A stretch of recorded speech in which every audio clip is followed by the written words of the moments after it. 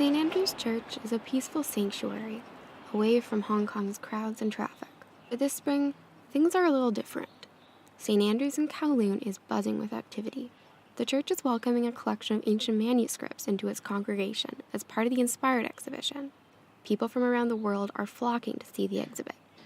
It's the product of a global effort to examine how the Bible has arrived in its current form. All of these items have their own fascinating story of where they came from, how they survived, and how they got back to, in this case, Hong Kong.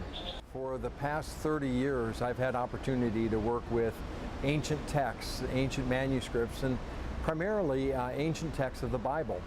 So I've been doing that over the course of the last 3 decades.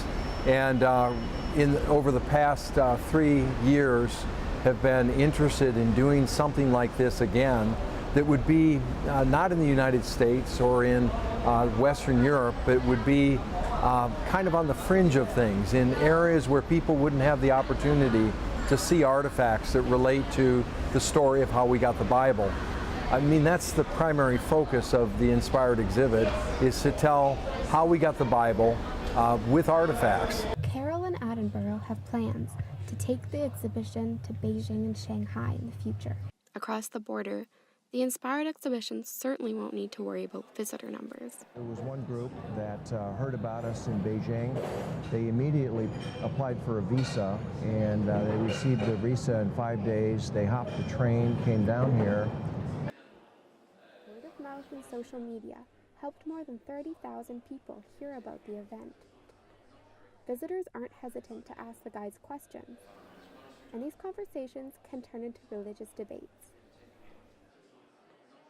Some of the documents are contentious in their own right. Secular and biblical scholars alike have debated the origins, legitimacy, and interpretations of the Esther scroll in particular. One of the quandaries with the book of Esther is that God's name isn't mentioned in it. So some people have speculated, because God's name isn't in it, that somehow maybe the book didn't qualify to the same status. The scroll is now part of a global effort to understand how holy writings have been passed from generation to generation, from culture to culture. For the youngest generation, ancient artifacts can get boring fast. Arts and craft challenges keeps both kids and adults entertained.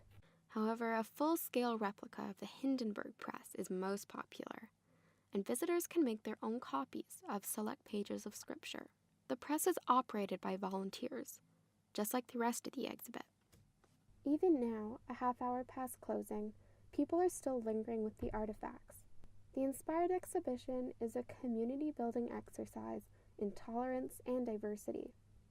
This is Elizabeth Utley, reporting from Hong Kong for the JMSC.